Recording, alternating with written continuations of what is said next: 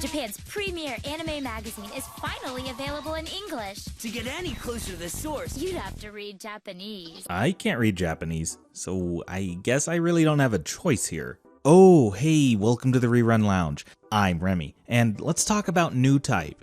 No, not the enhanced evolution of humans from Mobile Suit Gundam, the anime-focused magazine from the early thousands, specifically the Western counterpart that went by the most patriotic name, Newtype USA. Yeah, that is USA, not USA, although Newtype USA would be cute.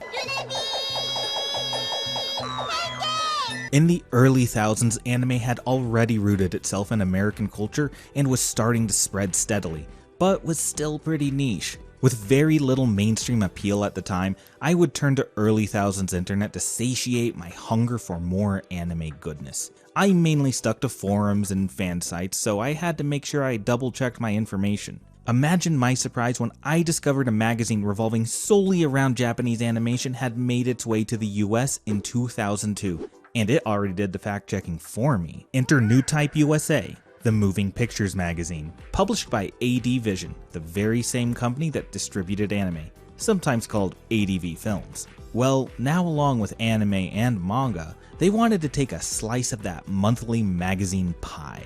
You may have already guessed, but the USA wasn't tacked on for fun. This mag is the American localization of the magazine Newtype, published by Kadokawa Shoten, straight from Japan. Its first issue was considered an issue 0 handed out at Anime Expo 2002, and was just a taste of what it had to offer. It was followed by a November issue later that year. How does a magazine translate from one country to another though?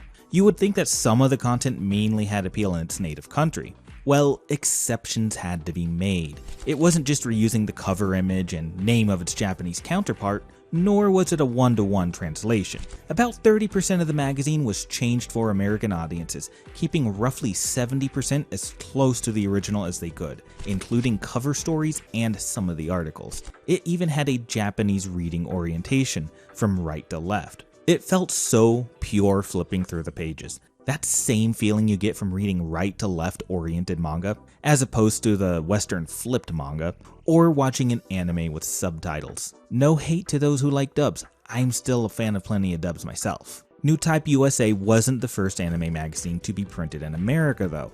America and Anime Insider were already in print.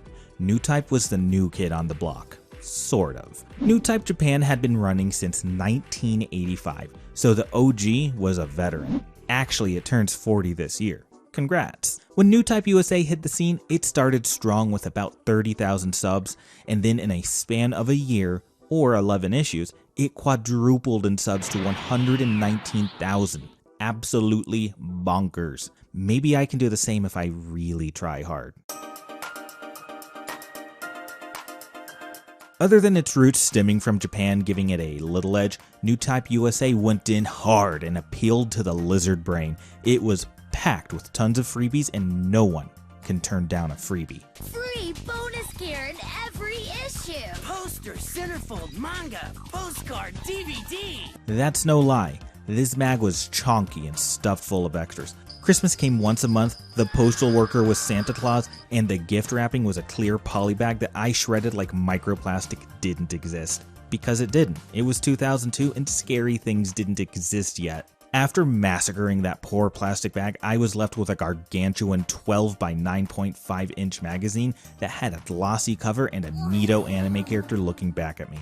Then I would go ham on those bonuses. As any proper weeb would do, I made sure to take out each centerfold and hang it properly on my wall. Unless I didn't like it, then I gave it to my little bro.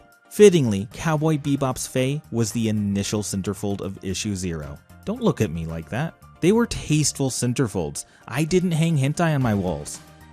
Oh, you're judging me for giving my brother the Garbo ones. I bet you would have done the same. Other than the centerfolds, I would keep everything as neat as I possibly could, especially this one sticker sheet. Okay, that might be a bit dorky. It was a sheet of Azumanga Daioh stickers that I saved for a very special occasion. It was my fave anime at the time. Still one of my faves too. I ended up using exactly 2 of the stickers on my laptop an embarrassing amount of years later. Now, don't laugh if I tell you, okay? it was 10 years later. I saved the sheet for 10 years and used only 2. But let's move on to the serialized manga. Yep, serialized for your pleasure. The featured manga included Angel/Dust, Angel/Dust Neo, Chrono Crusade, Kabuto, Full Metal Panic, Lagoon Engine Einsatz, and Neon Genesis Evangelion, Angelic Days. Not exactly the plethora of manga that was included in its Japanese counterpart, but there were limitations due to licensing issues. Personally, I wasn't interested in the selection provided, so I usually skipped out on reading it. By far my favorite bonuses were the sample DVDs. They had episodes of upcoming anime and trailers too. At the time, packaging a DVD in a magazine was kind of a big deal. Yeah, today DVDs aren't something to go crazy over, but they used to be expensive as hell. Anime DVDs reached almost $30 sometimes, and that was $30 in the early thousands. That's like $1 million in today's time. So it meant a lot to have a little preview of an upcoming series to help figure out what my cash should go to. Thanks to those little sample discs, there was a lot of anime that I didn't buy. What? I'm picky. However, I did learn about more new anime with the power of Newtype USA in my hands. I love Newtype USA. It's so bad. I still used the net to search up things that I was interested in, but I wasn't the type to comb through every announcement online and see if it was up my alley. So having all the anime articles in an entertaining and convenient book was pretty useful. There was plenty of original art made for the magazine, concepts for shows, and 2-page spreads with multiple more pages dedicated to the ones they really wanted you to notice. I would bring the magazine to school, and if I finished work early, I would browse through it. The articles on anime yet to be released really helped me discover shows I might normally overlook. I learned about Haibane Renmei from Newtype USA. I ended up loving that show and owning the entire box set. Interestingly, Haibane Renmei was not an ADV licensed anime despite being in an ADV licensed magazine. The anime articles and ads were not changed even if it encouraged the purchase of anime from competitors to ADV. Would this come back to bite them? Let's touch on that later. Beyond just articles about anime, Newtype USA had articles interviewing insiders from the anime industry in America, and some insider interviews carried over from the Japanese version. There were even spotlights on Japanese voice actresses. Other articles focused on various interests such as Japanese subcultures, music artists from Japan, and collectibles such as toys, models, and figures, and even video games. There was a section called Anime Land that was just full of stats about anime gathered from overseas. It included TV ratings, poll results, sales of media, release dates of media, and summaries of anime episodes that recently aired. A small part of it included stats from the US, such as events and new releases along with a TV schedule for Anime Network. But overall, this section just seemed like a cheap way to fill out the magazine. Was anyone really itching to see the sales of CD singles in Japan? I think this was just stuff from the Japanese version of the magazine left in to inflate that claim of having 70% original Japanese content. Though it was interesting to see everything else, especially the reviews on collectibles. I do remember one review on a figure of Eva Unit 05 from Evangelion, one of my favorite Eva units. It's so creepy looking. It made me really want that figure, but unfortunately I never got it. The forum section of the magazine was dedicated to the fans. Fan art, letters, and fan spotlights from the US were featured. Newtype USA would also respond to the letters sent in. I like this one in particular titled Make with the Bling. Tamajair Alexander of Pasadena, California wrote in, quote, "Have you ever wondered where the slang term bling came from? It actually came from the bell chime sound effect that coincides with a sungleam off a mecha's armor. Later, the sound effect would be paired with the gleam from a magical girl's jewelry after her transformation. It was used so many times that it became synonymous with new, shiny, clean metal objects. And finally, gold jewelry. Hence, it's that anime bell chime effect bling that would come to mean money years later. I think it's amazing how our different cultures influence each other and thought I would share that." Newtype responded with this, quote, "Are you just guessing there is a connection, or are you sure this is how it all went down? We question the soundness of your theory. Damn, Newtype isn't playing games. Just to humor the kid for Vlad's sake." Now, I'm talking pretty highly of these old magazines, but like anything, they had some drawbacks. Like, they really sucked for storage. They were really big and awkward, much larger than your average mag. Their spines were saddle stitched when they easily could have been perfect bound. Because of this, I couldn't find a great place to put them that looked good, was also safe, and easy to tell them apart. The best I could do was stack them in an alternating order to prevent them from sliding off each other. Since they had glossy covers, they did not want to stop sliding around. Also, a common complaint about Newtype USA: the price. Holy shit, the price for that thing was overkill. $12.98 an issue, or $89.95 a year. Adjusting for inflation, that makes it crazy. That's $22.96 or $159.14 a year. Big books cost big bucks, I guess. Other anime mags at the time went for much cheaper. Anime Insider sold at $4.99 and Animerica was $4.95. In 2007, when Otaku USA launched, it went for $9.99, which is still a little pricey, but still heaps cheaper.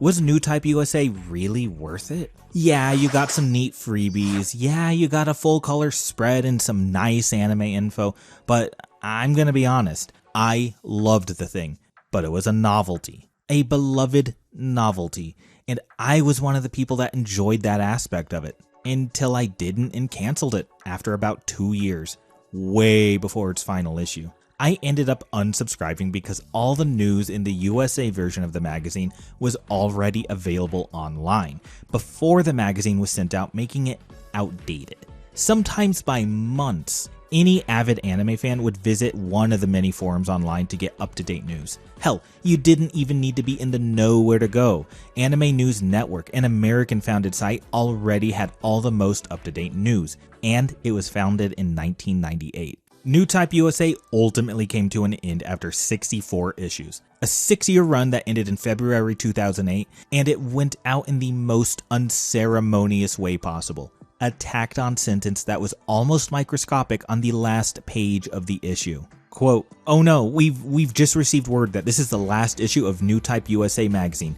Good heavens, there was so much anime left to watch, so much manga to read, but no worries, for we hear that the same folks are launching a new, even better magazine real soon. Wahey!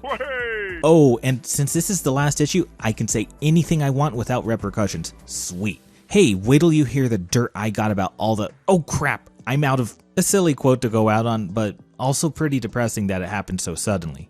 In a sort of twisted irony too, Anime News Network had an article about Newtype USA's cancellation a month prior to the final issue announcing it, if this can be considered an announcement.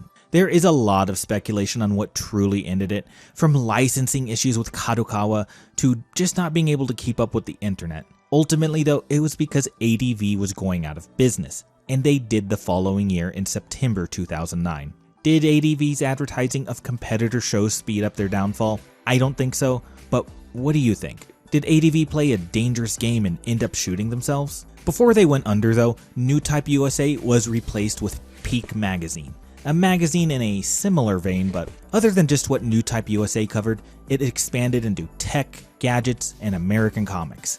Which is all totally what you want in your anime mag. This is worthless. It's less than worthless, my boy. So everyone with a lasting subscription was promised 2 issues of Peak for every 1 issue of Newtype remaining in their subscription. I'm glad I got out early, but at least those otaku got something for their money.